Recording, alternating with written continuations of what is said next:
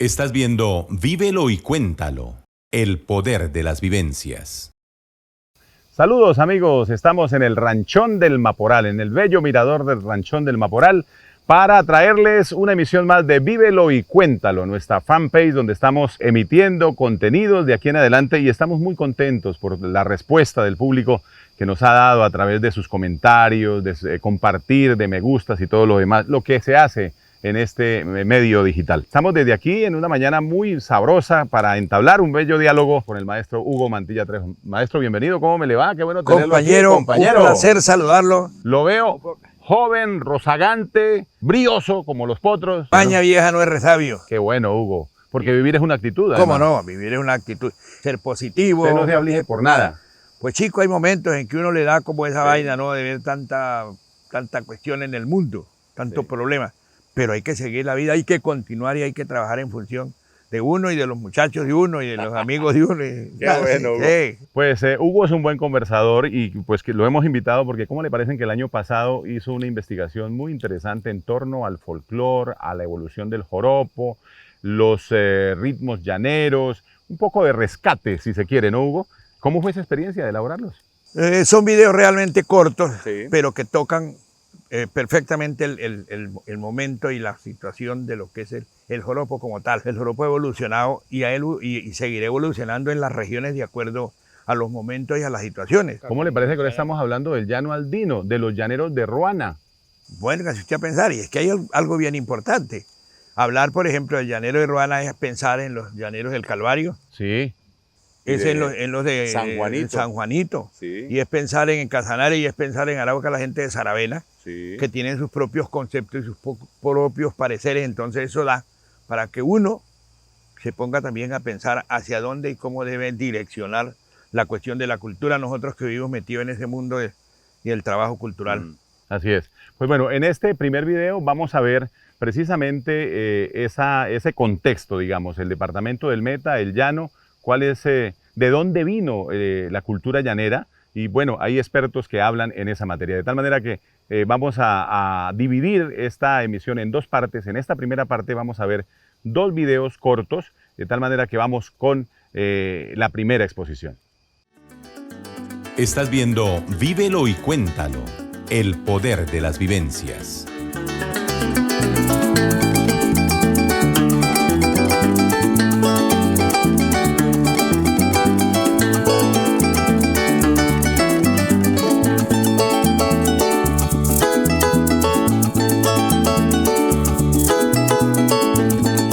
Aquí está el llano, la tierra surcada de ríos y de horizontes lejanos, la tierra donde el llanero deja escapar su grito retador al compás de un joropo. Joropo que se cuela por los ensoropados de las casas llaneras y hace despertar el alma del hombre, ese que se acostumbró a vivir pleno de libertad y a mirar al sol de frente al amanecer y de espaldas al morir la tarde. Este es el llano, la tierra de promisión. Este es el Meta, donde comienza el llano llanero de Eduardo Carranza, el de Las Soledades de José Eustacio Rivera y el mismo llano de Doña Bárbara de Rómulo Gallegos. La cultura llanera es el fruto de una comunidad llanera, de una nación llanera. Sí, eso no hay ninguna. Si no hay nación llanera, si no hay cultura. Entonces lo importante es la cultura. Entonces la nuestra es como la de todas partes. Se da una cultura, se da una comunidad, se dan unos valores y alrededor de esos valores se va integrando todo lo demás. Tenemos que recordar que el Meta es de una cultura andino-llanura que en sus inicios no tenía la cultura llanera, que se empezó más o menos a apropiar de esa cultura a raíz de los viajes de ganado de Arauca a Villavicencio, pero más sin embargo era mal visto, no era una cultura que era bien vista aquí en el Meta. Si acaso para mí, Hugo, yo creo que San Martín era un núcleo, era un nicho cultural muy independiente de todo el Meta, junto con Cabullar. El departamento del Meta en general, pero específicamente Villavicencio, tiene un rol muy importante en el posicionamiento del joropo en muy buena parte de los municipios o de las subregiones del departamento del Meta. Si uno toma la división cultural de subregiones en el departamento del Meta, la cordillera, con estos municipios allá bastante andinos, y empieza a entender la idiosincrasia del campesino cundinamarqués presente en los municipios de la cordillera, encuentra que ellos tienen unas manifestaciones culturales en cuanto a la música, el folclore y el baile muy relacionados, por ejemplo, con la carranga. Sin embargo, en algún momento hay una presencia mínima para mí del joropo y sus manifestaciones. Indudablemente que tiene que ver muchísimo el proceso de comercio de ganados desde Casanare, Arauca, para Villavicencio, que era el principal poblado del territorio, estos territorios.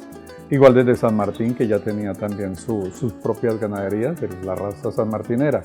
Esos vaqueros que llegaron arriando tantísimos rebaños de ganado, traían en sus maletas espirituales el joropo, y por aquí lo empezaron a destapar, a abrir sus maletas, y un poco la comunidad de este territorio, que es de colonización andina, pues Caquesa, Quetame, por decir algunos de esos municipios, empezó a sensibilizarse en torno a un folclore que era más del llano que de sus regiones donde ellos venían.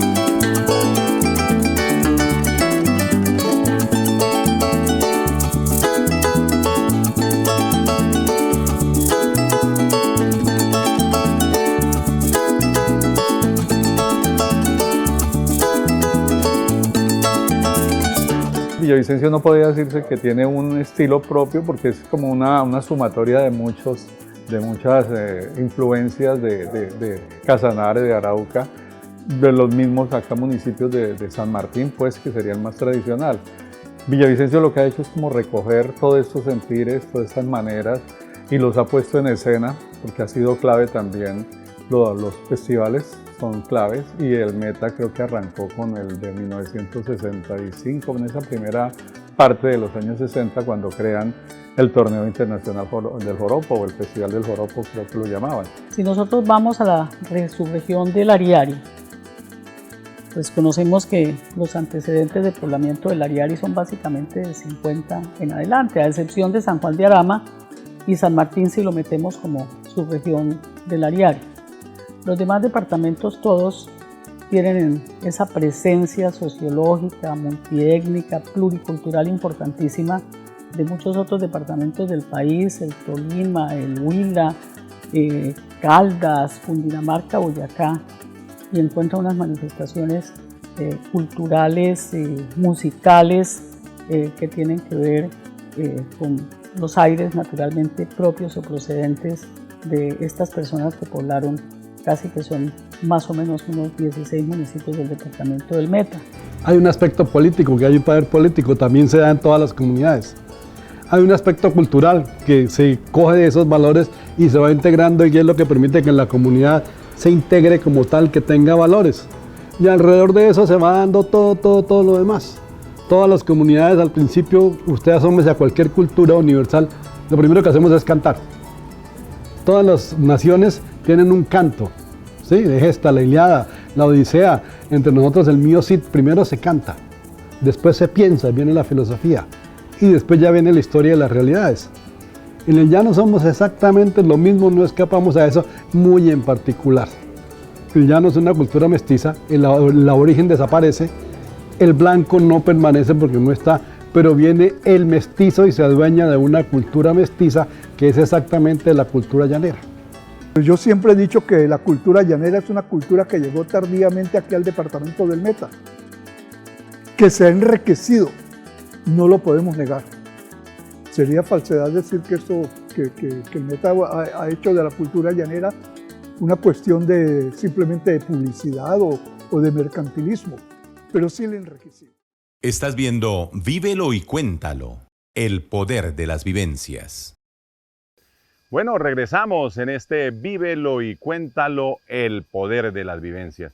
Bellas imágenes que nos muestra este documento que acabamos de ver, donde se registra la grandeza del llano, su majestuosidad, los paisajes que son un insumo muy importante, sobre todo para el tema turístico. Hugo, pues felicitaciones, esta primera entrega está muy bien lograda. ¿Cómo lo lograron? Gracias por la oportunidad y para poder contar un poco sobre eso. Resulta que nosotros tenemos un grupo de personas que manejan pues cámaras, el dron, y eso nos dio para desplazarnos en esta investigación primero hacia Puerto López, Puerto Gaitán, de ahí pasar a San Carlos de Guaroa, de ahí pasar a San Martín, hacer toda la investigación en Villavicencio, y como nos faltaban algunos insumos, unos elementos, dijimos, ¿qué hacemos?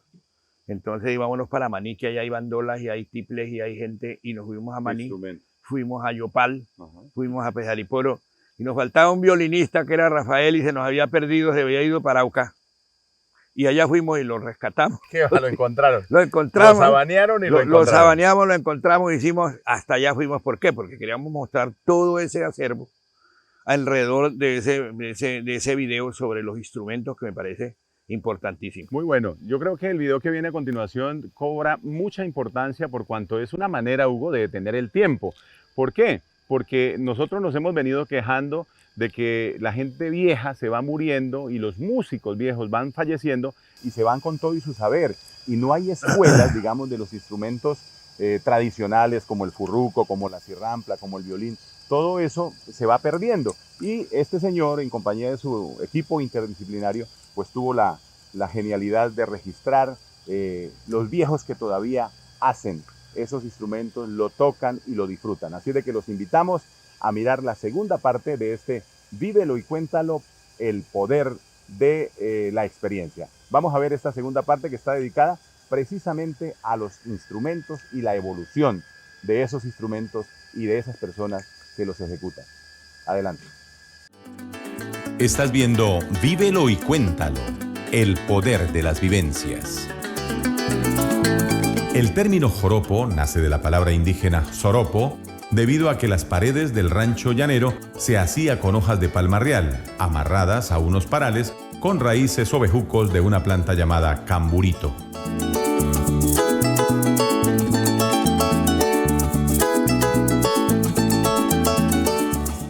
La cirrampla es un instrumento antiguo de origen indígena que hace parte del folclore casanareño, con el que en algún momento se interpretó el joropo.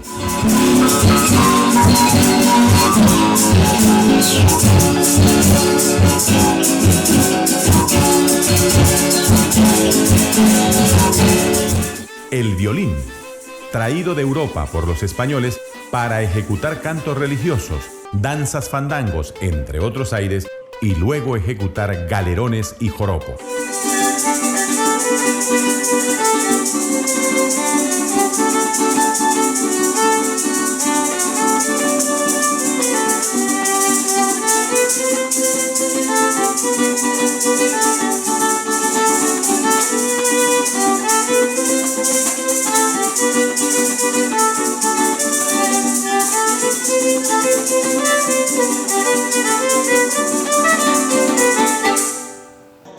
La guitarra es un instrumento de origen andaluz, usado por los españoles en los cantos de juglaría, pero que se adaptó en muy buena medida para ejecutar música llanera.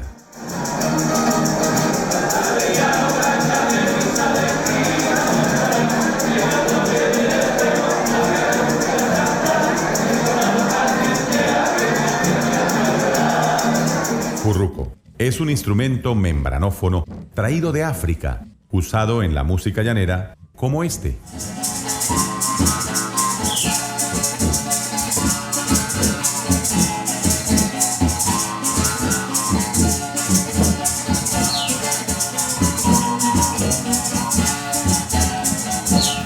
La maraca es un instrumento netamente indígena, usado en toda América por nuestros aborígenes.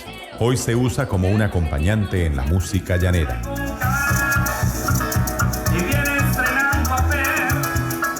El bandolón, instrumento muy usado en el departamento de Casanare.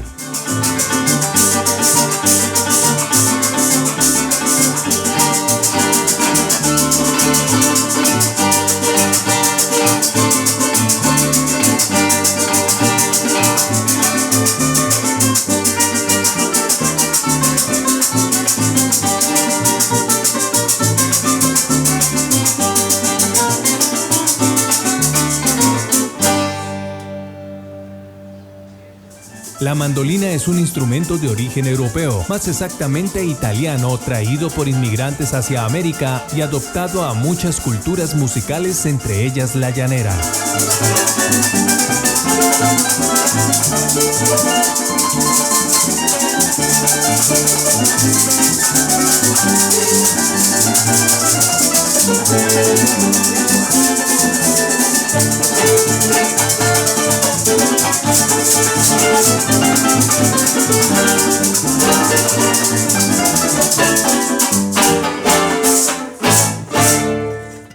Bandola criolla, instrumento de origen venezolano. Es un instrumento de primer orden para la ejecución de la música llanera.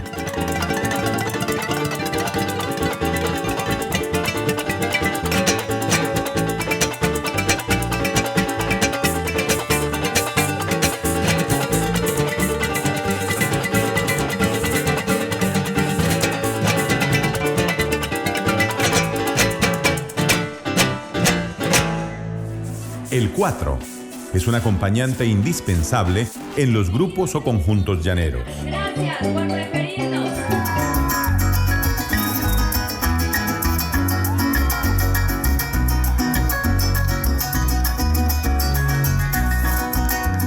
Arpa.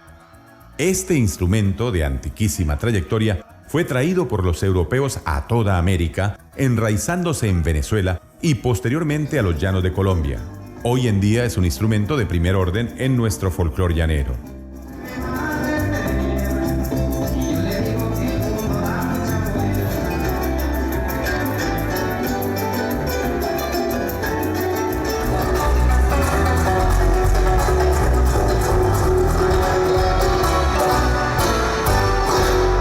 Estos grupos de música llanera son el producto de una dedicación y esmero del Instituto de Cultura del Departamento del Meta e importantes centros de instrucción musical en Villavicencio. En este video queremos mostrar cómo el joropo musicalmente ha evolucionado a través del tiempo, pretendiendo con esto preservar en la memoria colectiva la evolución de nuestra música en el llano colombiano. Estás viendo Vívelo y Cuéntalo, el poder de las vivencias.